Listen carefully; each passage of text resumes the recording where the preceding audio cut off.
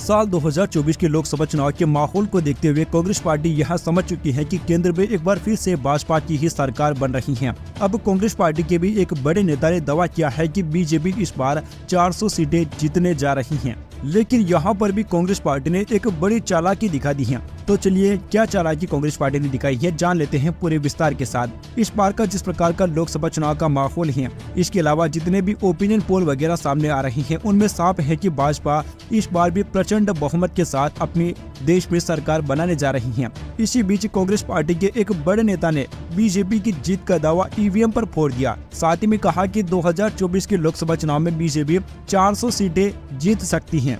जहां बात इस बार कांग्रेस पार्टी को भी साफ तौर पर नजर आ रही है कि भाजपा की इस बार सरकार बनने जा रही है और इसी को लेकर ईवीएम पर चिंता जताते हुए कांग्रेस नेता सेन पित्रोदा ने गुरुवार को कहा कि अगर ईवीएम से जुड़े मुद्दों का समाधान नहीं किया गया तो बीजेपी 2024 के लोकसभा चुनाव में 400 से ज्यादा सीटें जीत सकती है। पित्रोदा ने पीटीआई वीडियो को दिए एक साक्षात्कार में कहा कि चुनाव भारत के भाग्य का फैसला करेंगे।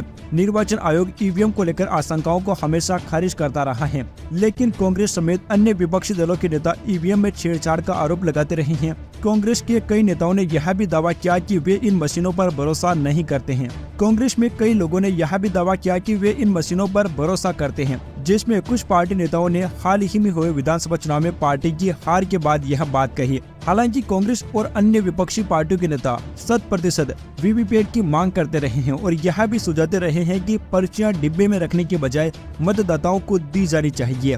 कांग्रेस नेता पित्रोदा ने यह भी कहा कि अयोध्या में राम मंदिर को लेकर उनके बयानों को तोड़ मरोड़ कर पेश किया गया और उनका मानना है कि धर्म एक व्यक्तिगत मामला है जिसे राजनीति के साथ नहीं मिलाया जाना चाहिए। खबरों में पित्रोदा के हवाले से कहा गया कि पूरा देश राम मंदिर पर अटका हुआ है। ईवीएम को लेकर चिंता जताते हुए पित्रोदा ने सुप्रीम कोर्ट के पूर्व न्यायाधीश मदन बी लोकेर की अध्यक्षता वाले NGO the citizens commission of election की एक रिपोर्ट का हवाला दिया और कहा कि रिपोर्ट में मुख्य सिफारिश यह है कि वीवीपैट प्रणाली की मौजूदा डिजाइन को बदला जाए और इसे सही मायने में मतदाता सत्यापित बनाया जाए। पित्रोदा ने कहा कि मैंने इस बात का इंतजार किया कि निर्वाचन आयोग जवाब दे, लेकिन ऐसा नहीं हुआ तो मैंने बोलने का फैसला किया। इसका इस बात से कोई लेना देना नहीं है कि 5 राज्यों में चुनाव हो गए हैं और 2024 के चुनाव नजदीक हैं। उन्होंने कहा कि मुझे लगता है कि इस रिपोर्ट में विश्वास की कमी झलकती है और निर्वाचन आयोग को विश्वास बहाल करने के लिए जवाब देना चाहिए।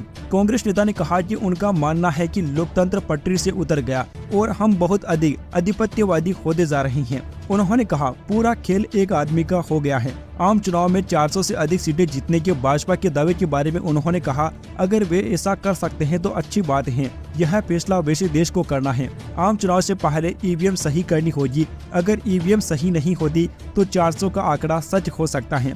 अगर ईवीएम दुरुस्त हो गई तो 400 की बात सही नहीं हो सकती।